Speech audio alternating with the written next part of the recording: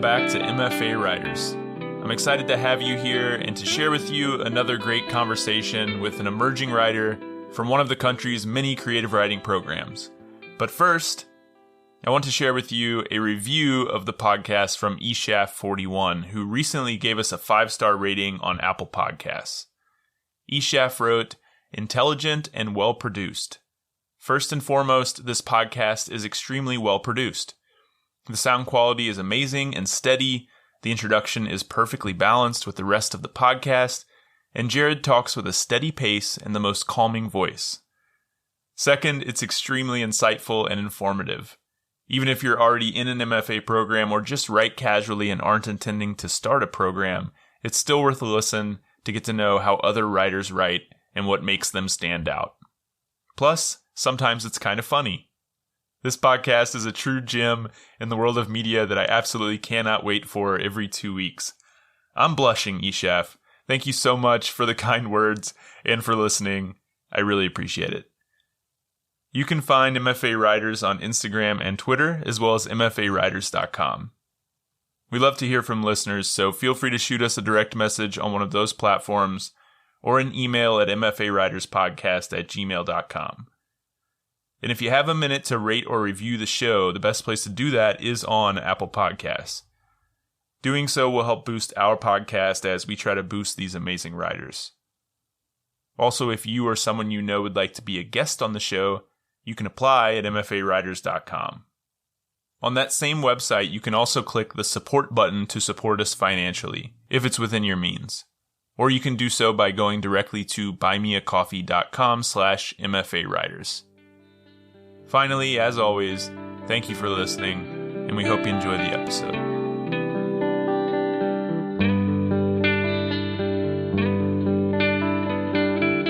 Welcome to MFA Writers, the podcast where we talk to creative writing MFA students about their program, their process, and a piece they're working on.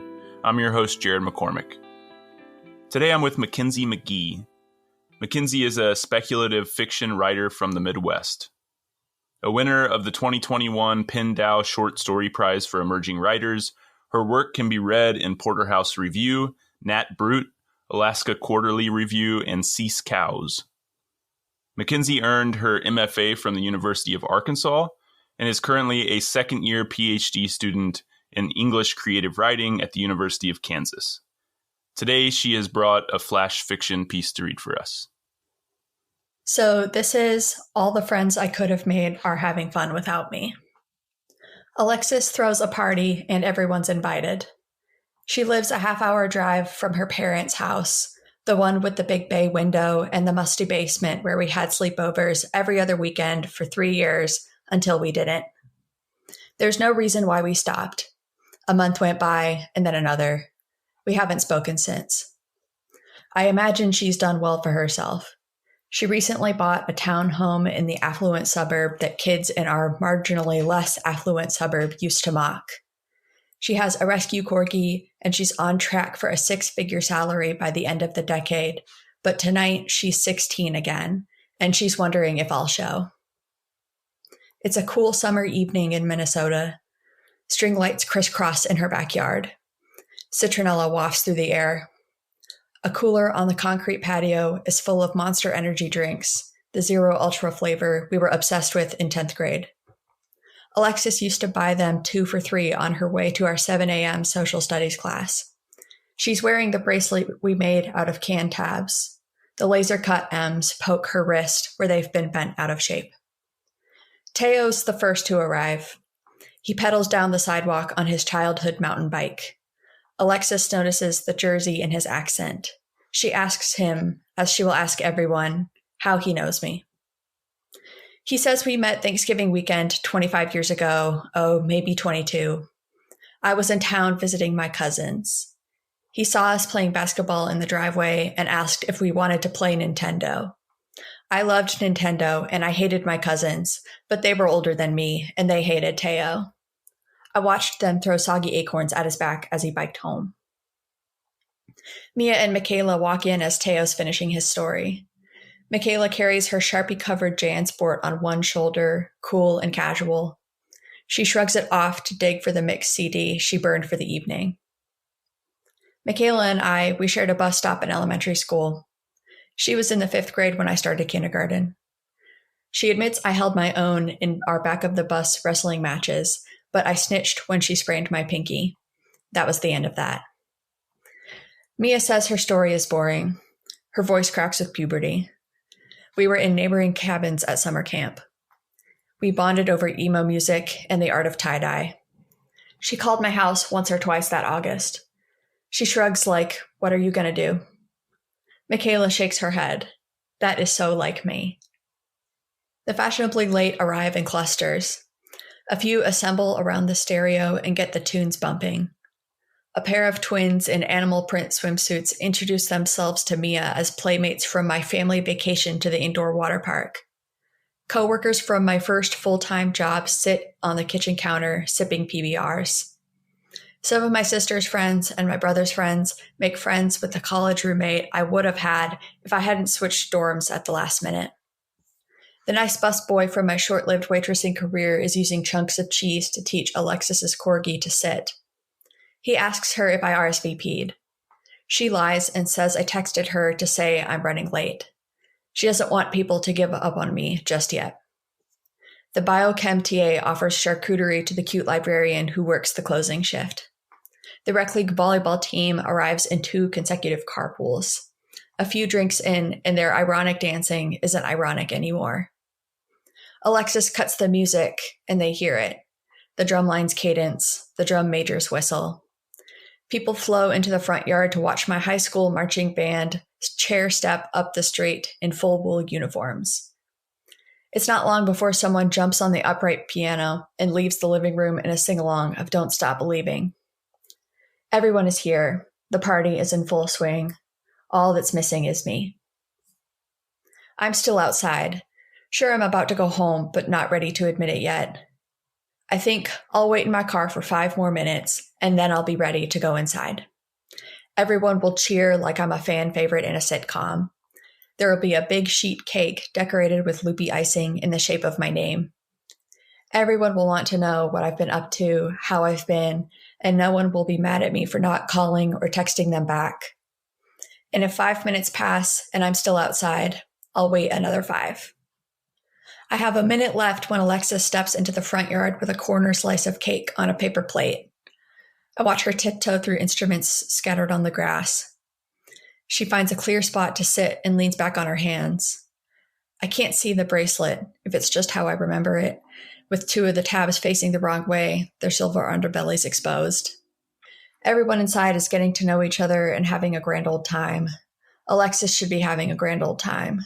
She was kind enough to host. And I know that no one has asked Alexis how she knows me, because if they had, she could have been talking since Teo walked through the door, and she still wouldn't be halfway to the good part. The car door shuts behind me. Alexis waves me over and hands me the corner slice and says she's so glad I'm here, even if the party she threw for me is over. The cake has been cut. The end time on the invitation has come and gone. The music is louder than ever, and colored lights flash in her windows. That party, she says, has taken on a life of its own. At least they all came here for me. Isn't that nice? Everyone together, here tonight, and it's all because of me. Mackenzie, that was great. Thank you so much for reading that. Thanks for being here. I'm so excited to chat with you. Yeah, thank you for having me. I'm so excited. Well, I want to start by talking a little bit about your process, because I know that you write a lot of speculative fiction. I think a lot of people read spec fic and they think to themselves, how the hell do people come up with this stuff? So I'd love to hear you talk about how you come up with ideas, how you start writing stories, and how they end up where they end up. Yeah, so I think part of the reason I like the label of speculative fiction is because it's so broad. Yeah. I think it works as an umbrella word for weird. There's something funky going on here, and maybe it's clear in terms of there being like a magic system, or we're in the future, or we're in space or something. But sometimes it is more subtle, and there's maybe a question of whether or not what's happening is physically possible. But either way, I think there's a range of having this feeling of, oh, I think something interesting is happening. There's like sort of the little whisper of intrigue all the way up to, oh my gosh, I am in a place that I never could have imagined. Yeah. Which is fun. So I think I don't necessarily set out to write any particular kind of speculative fiction. I think it really depends on the idea. Often what happens is maybe I'll set out to write something that I really think is realism. And then as I'm writing, something's just not clicking for me. And I'm just not excited about it. And I realize that I think I need that X factor. I need that sort of like wrench to throw in there. And that's really what keeps me interested. And I think part of what's exciting for me is the challenge of that, of saying, if I want to write something that feels literary or adult, but also there's a talking dog in it or something. Yeah. I haven't written a talking dog story, but I always use that example, and I'm definitely going to do it someday. But yeah, I think at some point, I think when things are really clicking and exciting, that is the point in the story when I have figured out what is that weird speculative element. Yeah. Yeah. It's interesting that those things show up later in the process. Sometimes it's not necessarily something that you start with at the beginning of the process. Yeah. Yeah. I think I will often start with not necessarily even a very full picture of what the story is going to look like, but all I need is like an image or maybe a premise or a line. Like I started with the piece that I read for today. I started with the line, which is the title. And I just liked the rhythm. I thought it was fun and bouncy. And I think there are pantsers and planners as writers. And I think I'm usually a planner, but I always have to pants at least a little bit at first and just sort of play in the sandbox to see if I'm having a good time in the sandbox. Yeah. And if I am and I feel good about it, then I can really go for it. Mm-hmm. So how long does your drafting process usually take? Because I hear some writers that say like, I really need to like finish the first draft in one sitting, or some people say like, oh no, I like very slowly work through a draft. It takes me weeks. So what's that usually look like for you? It does depend on the length of the piece. Like something I like about flash fiction is that, especially during the semester, I can sit down and maybe all I have is an image or a character or a feeling, but I can sit down and just get 1,000 words down and feel like I have something that is somewhat cohesive that I can come back to later, and I don't feel like I've only made some kind of incremental choice that I have like forgotten about or something. A lot of the time, I think I really like getting as much down as possible early on so that I have that like material to work with. And so I think if I'm drafting, I like to sit down and write for at least a few hours. And sometimes that's not a great choice in the sense of I will like come out of a fugue state and be like so thirsty because I've been writing for hours and I just forgot about, having a body because I was in the story. But yeah, I think there's something really satisfying about that part. And I think I like leaning into maybe a little bit of like the attentiveness, the obsession of the initial drafting process. And that's fun. And it's also really kind of relieving and pleasing and like meditative to do the like redrafting, editing, that kind of work. My partner has gotten really used to being with a writer. So often she'll come home, especially on days when she knows that I'm writing a lot, and she'll say, "Did you remember to eat lunch today?" Yeah. Oh my gosh. Absolutely the same. I will be sort of like sat in here writing, and if Landon comes, he's my partner, if he comes in and says something, asks a normal question like, "Have you taken the dog out this afternoon?" or something, and I just like either say nothing or just make like a noise, like, blah, like, no. Then he's like, okay, eventually she'll come back, but she's busy. She's out there. Okay. So yeah, that gives me a sense of your drafting process. I'm curious about your revision process. Since you don't know always what the story is going to be when you start drafting, how much does that material change from that first draft to the final draft? Sometimes when I'm sat down in that sort of writing furiously zone, I can get a lot done in terms of finding out what happens or what the final shape is going to look like when I'm in sort of like the magic space. Whatever that sort of initial or first couple of initial sort of writing session looks like really affects things. But I find that even if I feel like I really know what's going on in this first draft and I'm thinking like, man, this is a really mature first draft, I often find that actually, I think I have a habit of just like throwing everything in, like throwing spaghetti at the wall and seeing what sticks or whatever. And then I'll come back to it later and see, or especially if I have somebody else who reads it for me, which having like a few close friends or like Landon who will read it for me and say, this stuff is interesting, but I don't know if this is that story. I think maybe you're writing 2.5 stories right now. And I think they're right, usually. But it's always easier to pull back than it is to do the opposite, right? Yeah, absolutely. And I find that, yeah, even in the pulling back process is really fun because now I can sort of say, okay, I've narrowed my focus, but now I can take whatever is on the page further than, maybe just sort of the initial sort of seeds I'd planted or been playing with in those early drafts. Now it's like I have culled my garden a little bit. Now I can really grow what's here. All right. So you've written a lot of flash fiction, which we are talking about now, and short fiction, but I hear that you're currently working on your first novel. In what ways does your process change when writing something like flash fiction versus writing a longer form thing like a novel? Yeah, a bunch. And I think I started out, I think as a child, I mean, a lot of writers have stories of being kids and writing just their little stories, maybe on the computer or in a notebook or something. And I did that a little bit too, but I never finished anything. Then when I started writing more seriously in college, sort of like giving it a real shot, I was just writing stories.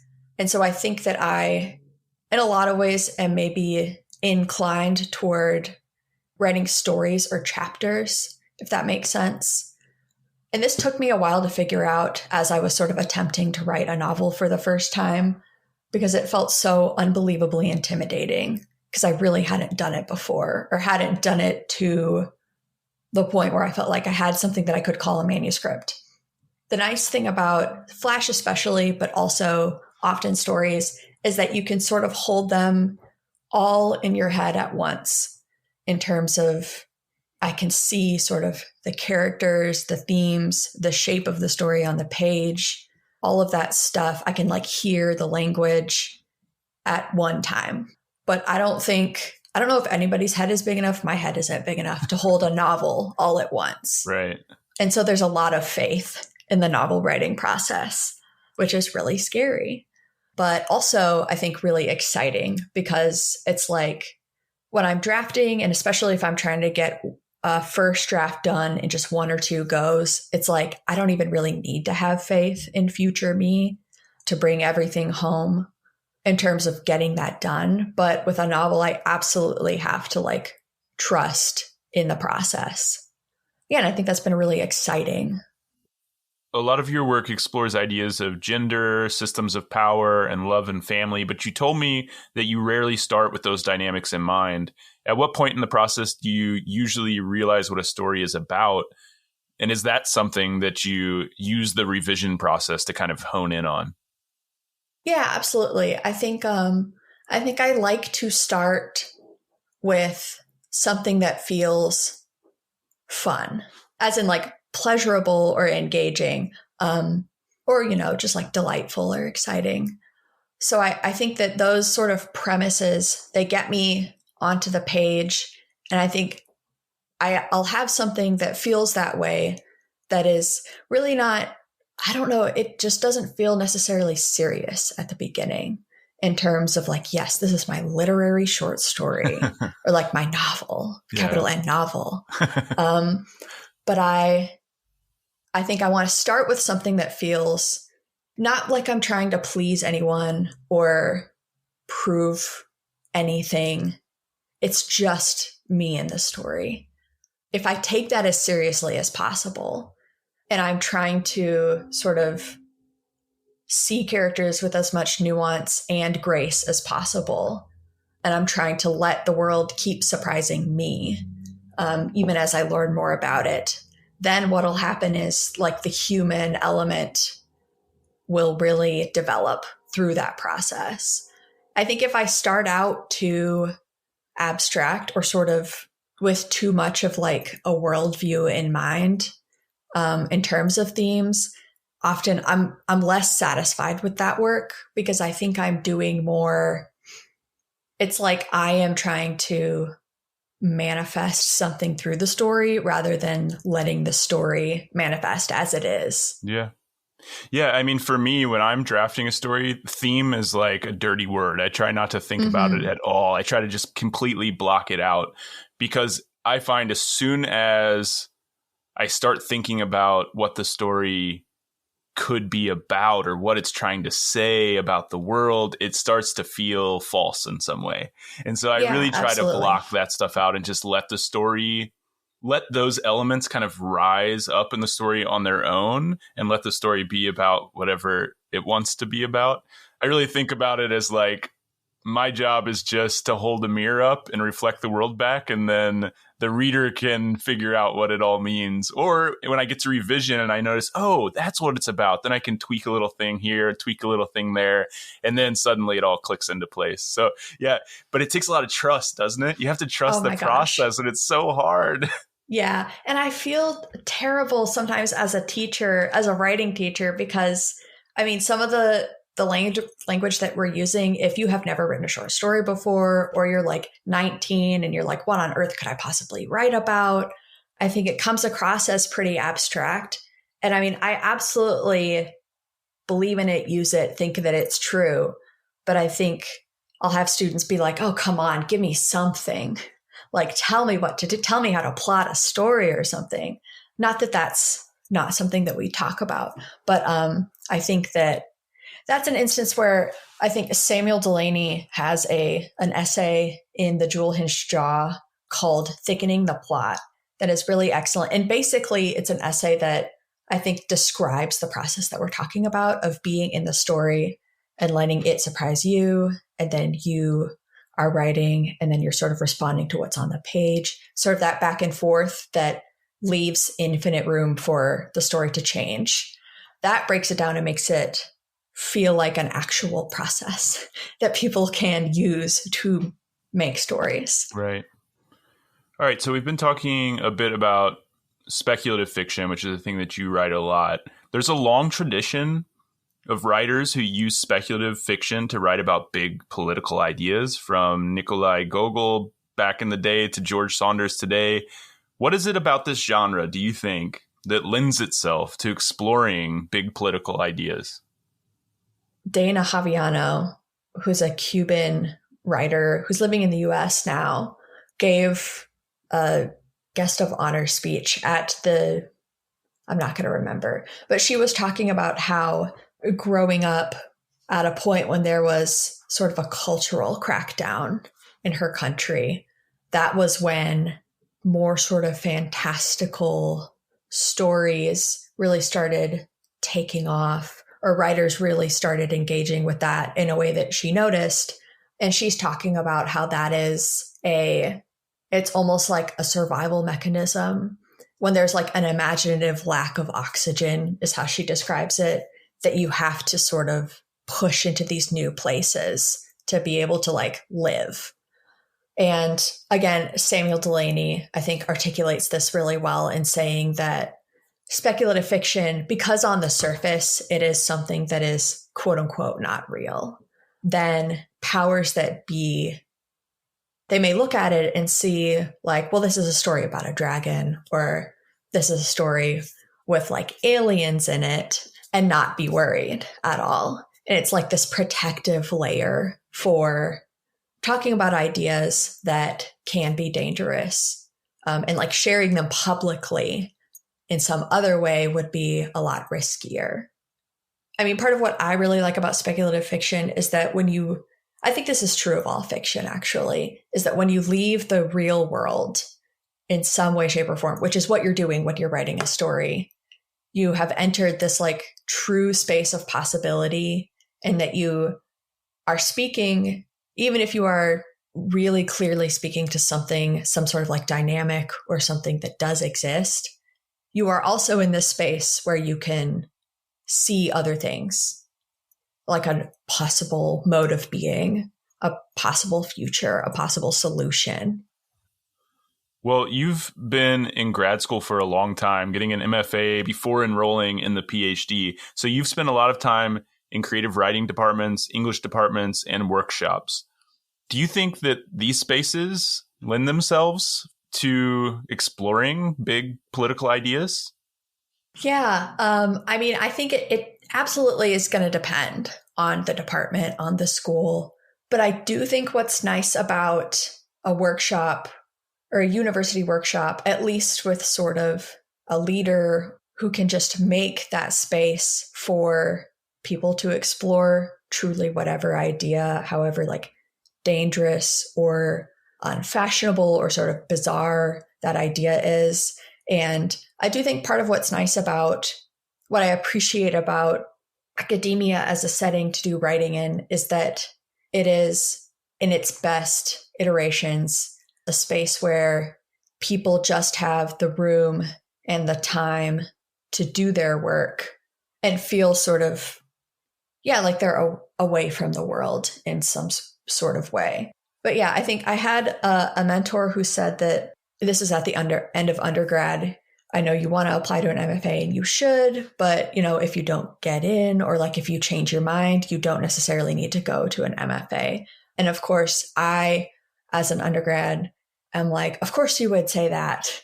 I want nothing more than to go to an MFA. And I know you're just trying to make me feel better. And now here I am, like perpetuating that, I guess, but saying that I really do think that on some level, if you just sort of put somebody in a room for, I don't know, 2-3 years, and they have enough money and, whatever the resources they need to like eat and sleep and just sort of live their life, and they have the time to write, they're going to get better. They're going to make stuff that's exciting to them and to other people. If the writing program should exist for any reason, it's to give people the space and time to take risks. So having been in workshops for many years now, what advice do you have for listeners for getting the most out of the experience and avoiding pitfalls? What a great question. Okay, I will say I've been really lucky in terms of, I think I've had overwhelmingly positive workshop experiences on average. And a lot of that was due to factors outside of my control in terms of being really lucky with cohorts and stuff. But I do think that the things that are within your control are sort of understanding that there is always something to learn in a workshop. Even if it is none of these people are really my readers. Whatever I'm doing is just not their thing, but they're still readers. And it is useful to know what are the people who aren't my readers going to think about my work.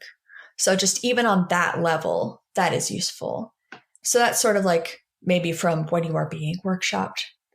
But I also think that just participating in the workshop, as in getting to be a reader for someone else, is almost always a useful experience in terms of, even when it's a great challenge, for whatever reason, you are making the choice to be in community with these people who are in your workshop and learning how to do that and just exercising whatever like practices you have learned to be in community with people and maybe having to learn new ones. But I mean, another thing that's great about workshop is that I think that writing is not a solitary process in a real way in terms of if you're going to have a reader, if you're going to have somebody who you can just like sit down and chat with about like something that you read or something that you're working on, then writing is a communal process and you do need a community. And so the workshop is a sample of a tiny iteration of the grander writing community.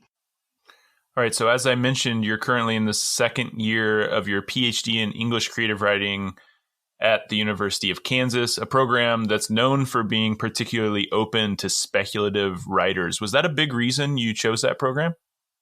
Oh, yeah, absolutely. I think that from what I can tell, I think we are in a really good spot overall for speculative fiction writers. I think that it's being taken pretty seriously at this point. But Kansas in particular, I knew with the James Gunn Center for Science Fiction, with the faculty, with people who have graduated from here. It's really, really excellent to be in a space where the assumption is that speculative fiction is something that is exciting and cool and maybe even isn't particularly novel in the sense that there are other people here doing it. And so it feels like a normal way to write in this space. So you mentioned that there are people there writing speculative fiction. I assume you mean not just students, but also professors. Like, are there classes that are offered at the University of Kansas that are like geared towards speculative fiction? Are there particular professors that's their thing and they're like bringing speculative writers there to work with them? Yeah. So I think a recent addition to the English department, to the creative writing faculty, is Sylvia Park, whose novel Luminous is coming out this spring. And here I am plugging Sylvia's book. But they're a really, really incredible speculative fiction writer. On the literature side of things, Giselle Anatole is a scholar of speculative fiction and young adult fiction and Black speculative fiction in particular.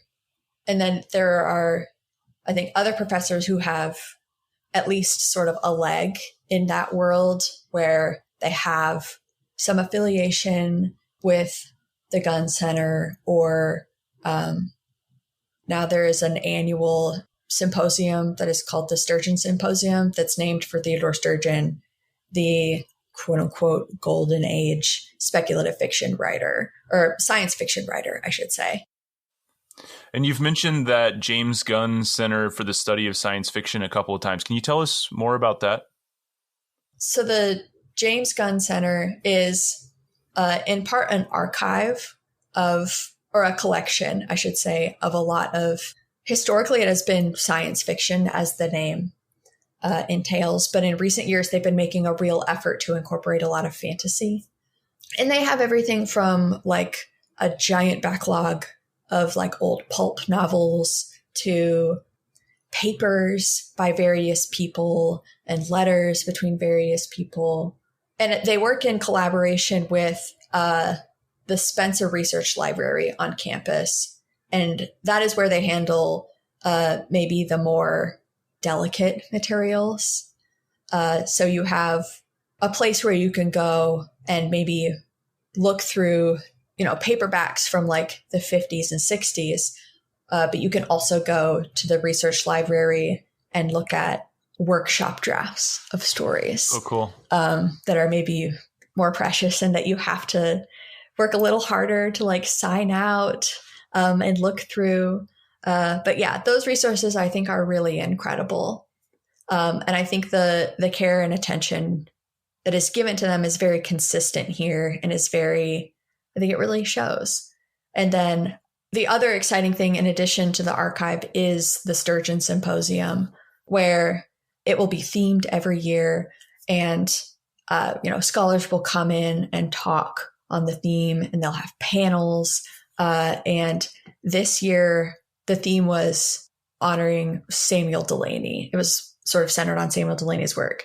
And we did get Samuel Delany to come to campus, which was so cool.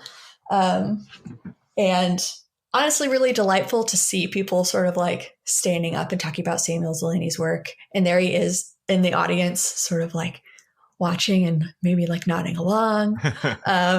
Yeah. But he was so lovely and gracious. And yeah, it was an especially really cool experience this year. But yeah, it's great every year. So as we talked about earlier, you already completed an MFA at the University of Arkansas, which is one of the few 4-year MFAs in the country. What made you personally want to continue your education and pursue the PhD? And what in general do you think is the benefit of the PhD if someone already has an MFA? So there were a few things that made me want to go get a PhD. One was the fact that lockdown and quarantine happened kind of in the middle of my MFA. And that was one of the reasons that that made me really grateful for the length of my program. Because I started in 2018, graduated in 2022. And so about 3-ish semesters in there was online. That was one of the factors. Another factor was, as I was sort of wrapping up my MFA and thinking about what was next, I realized that I was not done reading literature and like writing criticism and reading criticism and learning from like the scholar side of things. Honestly, I really wanted to go like take exams and like write a thorough critical component for a creative dissertation. That was something that I was really eager to do. I mean, a big thing was time. That, sort of looking at my options and thinking that like, I'm not done learning. And also if I go to this program, I will have summers off, more or less. I will be teaching 2 classes a semester, which is something that I've been doing for a while. So I know that I can be in that rhythm and writing, and that's going to give me the space to keep working on my novel project and then start working on another one as well. Well, I did an MFA that was 3 years long, and I have to say it was a lot of work, but everybody I talked to, students and professors, say that the PhD is even more work. So how do you balance the academic work of the program with your writing and your personal life? I mean, I feel like short answer is you kind of don't, to be perfectly honest. But I think that there are ways to make it work.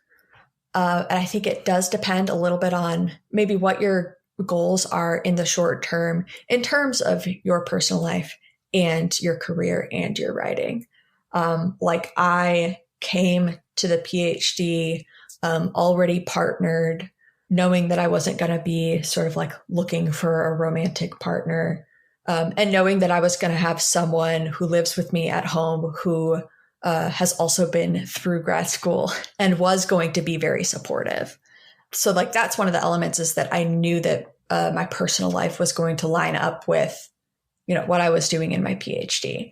And then this is true, I think, of like the MFA and the PhD, that if you let things like teaching and coursework take over, you can lose your writing time, which is supposed to be the whole point of going to this program. And so I've had to get good at putting my work first, literally just like in the course of the day, saying like, the first thing I'm going to do when I sit down to work is write for an hour or read for an hour. And then I will check my email and talk to all my students and do, other coursework, but really prioritizing my stuff regularly as part of my routine really does make all the difference. And then the other thing has been learning to say no to things, which is very, very hard, especially when you want to do things that maybe are offered by your program or that like other people are doing.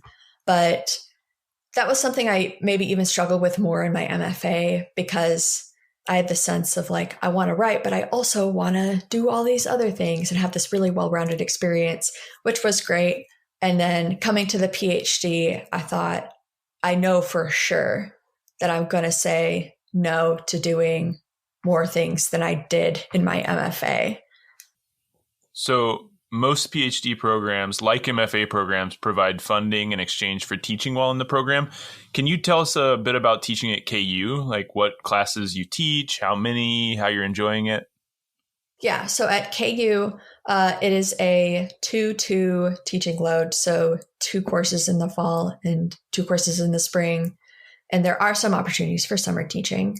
And the way that it works is when you start, you teach, there's a freshman writing sequence that is 101 and then 102. And those are the 2 required courses. And then your first year, you teach 101 in the fall and 102 in the spring. And then at that point, you have more choice. At certain points in your program, in the MFA or the PhD, you get opportunities to teach creative writing classes or like an intro to fiction or poetry class. And I definitely, while I was in my MFA, I got some chances to teach other classes beyond composition. And even between my MFA and my PhD, I got to teach an undergraduate, like an upper level undergraduate fiction workshop. And that was honestly life-changing because it is like a completely different job teaching those creative writing classes to creative writing students, and one that was extremely validating and eye-opening in terms of saying, do I really want to go into academia? Am I sure that this is what I want to do? Or is this just the thing that I've been doing while I was in my program, is teaching? But yeah, through teaching for money so that I could write, I did learn that I really do love teaching. And I was not somebody who grew up wanting to be a teacher, partly because I think my concept of a teacher was very gendered growing up. And so I knew that I didn't want to be anyone's caretaker or something in the classroom. That was not one of my goals. But through teaching, I've learned that it can look very different. It can be, I think, especially at the university level, you do hopefully have a lot of freedom to be the kind of teacher you want to be, to teach the kind of class that you want to teach. I think one great thing about teaching at KU for graduate students is there's a lot of teacher training support here. The pedagogy class sequence for graduate students is really very good. And I think part of that is because we do have some excellent rhetoric and composition faculty here. And that was a really good experience. Well, you mentioned money in there. What is the funding like at KU? So at KU, the stipend it just changed a little bit, but it was between $18,000 and $19,000, which is more or less livable in Lawrence. That is one of the reasons that I came here, is because the sort of stipend to cost of living ratio was really pretty good. And I think that is in large part to the fact that there is a graduate student union here that has been running since the 90s and has been doing a lot of work on that front. Having been at an institution where there was no graduate student union and now being at one where there is one, it's really incredible the kind of work that they can do, that we can do. Yeah, and I think that cost of living to stipend ratio thing it's a good thing for our listeners to think about, because making $40,000 in New York City might actually be less money than making $20,000 in Lawrence, Kansas, right? Yeah, absolutely. All right. Well, before we wrap up, I want to ask you one last question. What is one way in which the PhD experience has been different, for better or for worse, from your expectations when applying? Applying to PhDs, knowing that I was going to be in more literature courses, and coming from an MFA where I just had such a lovely cohort, but I wasn't spending very much time with people who are not in the creative writing program in terms of graduate students. I was a little nervous how it was going to be being in all these lit classes as someone who is also a creative writer, sort of has a foot in each world. But one of the great pleasures of this program so far has been being in community with the department at large in terms of really getting to know people whose primary research interest is literature or rhetoric and composition. Yeah, and sort of broadening my academic circles that way. That has been just really exciting. Well, it's been really nice getting to know you. Thank you so much for taking the time out of your busy PhD schedule to come chat with me. I really appreciate it. Oh my gosh, thank you so much for having me. This is so much fun.